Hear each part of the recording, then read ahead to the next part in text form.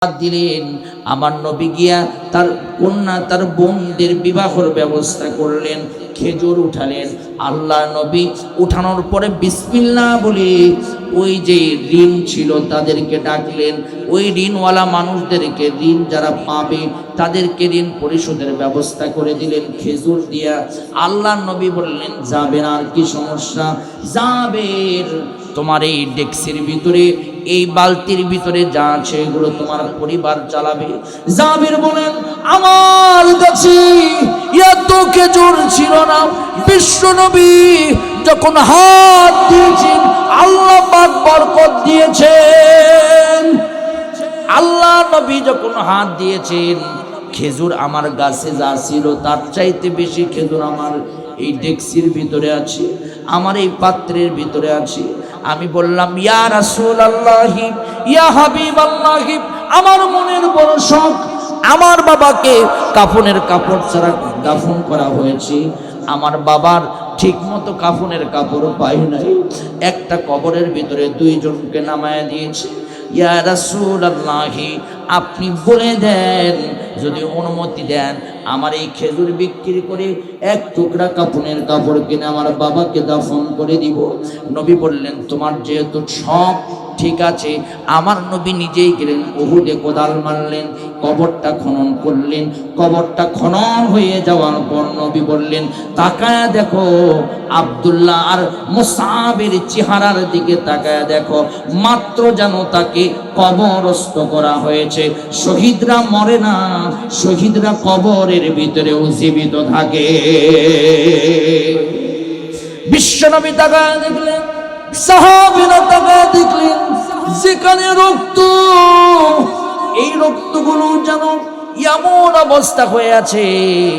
আমার ভাইয়েরা, আল্লাহ রাব্বুল আলামিনের রাসূল তেলাওয়াত করলেন, ওয়ালা তাকুলু লিমান ইউকতাল ফি সাবিলিল্লাহি আমওয়াত বাল আহইয়াউন ইনদা রাব্বিহিম ইউরযাকুন। শহীদরা মরে না, দুনিয়াতেও যারা মরে অমর হতে চান, আল্লাহর পথে জিহাদ করে শহীদ হয়ে যান। কারণ এই দুনিয়াতে কেউ চিরস্থায়ী ভাবে থাকতে পারবে না, কিন্তু শহীদরা মরেও অমর হয়ে যায়। শহীদদেরকে রিজিক আমার আল্লাহ পাক কবরের ভিতরে দান করেন। আমার ভাইয়েরা, তাহলে আওয়াজ করে বলেন তো, আমরা শহীদ হওয়ার তামান্না, ইচ্ছা আমাদের মনের ভিতরে রাখার দরকার। আওয়াজ তুলে বলেন, আছে না? না, ঋণ মুক্ত হয়ে মরার দরকার আছে না নাই? আরো জোরে বলেন, আছে না নাই? বিশ্বনবী বললেন, তোমরা ঋণ নিয়ে কবরে এসো না। কবর, তোমরা যদি ঋণ নিয়ে কবরে আসো, তাহলে কবর তোমাদের সাথে ভালো আচরণ করবে না। ঋণ পরিশোধ করে তোমরা দুনিয়াতে বেঁচে থাকো, প্রস্তুতি নাও মৃত্যুর। কারণ ঋণ নিয়ে যদি কবরে আসো, তোমার আমল থেকে কেটে কেটে ঋণ পরিশোধ করা হবে। তার মানে তোমার ভালো আমলগুলো কেটে কেটে ঋণ পরিশোধ করে দেওয়া হবে। সেই জন্য ভালো মৃত্যুর 3 নাম্বার উপায় হলো আমাদেরকে ঋণ মুক্ত হয়ে কবরে আসতে হবে। আল্লাহ তৌফিক দান করুন, বলেন আমিন। 4 নাম্বার ভালো মৃত্যুর উপায় হলো পিতা মাতার বাধ্য সন্তান হতে হবে। চিৎকার দিয়ে বলেন সুবহানাল্লাহ।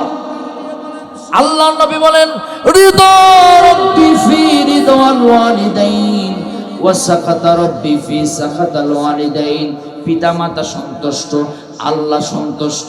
পিতামাতাকে অসন্তুষ্ট করে কেউ মৃত্যুবরণ করলে তার মৃত্যু ভালো হবে না, তার মৃত্যু হবে খারাপ মৃত্যু। আমার বাবাজিরা, আমার প্রিয় বন্ধুগণ, যারা পিতামাতার সাথে খারাপ ব্যবহার করে, দেখবেন রোড অ্যাক্সিডেন্ট করে মইরা যায়, লাঞ্ছিত মৃত্যু হয়। কথা বলেন ঠিক কিনা? পিতামাতার ঋণ পরিশোধ করবেন কেমন করে? এই পৃথিবীর কিচ্ছু দিয়ে পিতামাতার ঋণ পরিশোধ হবে না। পিতামাতার বাধ্য সন্তান হবেন। পিতামাতার ঋণ পরিশোধ করার 5টা আমল। পাঁচটা উপায় আল্লাহ পাক সূরা বনী ইসরাঈলে বলেছেন, ওয়া কাদা রাব্বুকা আল্লা তা'বুদু ইল্লা ইয়্যাহু ওয়া বিল ওয়ালিদাইনি ইহসানা। এক নাম্বার পিতামাতার ঋণ মুক্ত করার, ঋণ পরিশোধ করার এক নাম্বার উপায় হলো ফালা তাকুল লাহুমা উফফি ওয়ালা তানহারহুমা। আল্লাহ পাক এক নাম্বার উপায় দিয়েছেন। দুনিয়ার সন্তানেরা শোনো, তোমার বাবা মা তোমার কোনো ব্যবহারে যেন উহ করে শব্দ না করে, তুমি এমন সুন্দর ব্যবহার করবে পিতামাতা যেন উহ না করে। যেই পিতামাতা উহ করবে না, ওই পিতামাতার সন্তানের ভালো মৃত্যু হবে। সুবহানাল্লাহ বলবেন না? আরো জোরে বলেন সুবহানাল্লাহ। আর যে পিতামাতার সন্তানদের ব্যবহারে পিতামাতা উহ করে শব্দ করবে, কষ্ট পাবে, সেই সন্তানটা ভালো মৃত্যু পাবে না।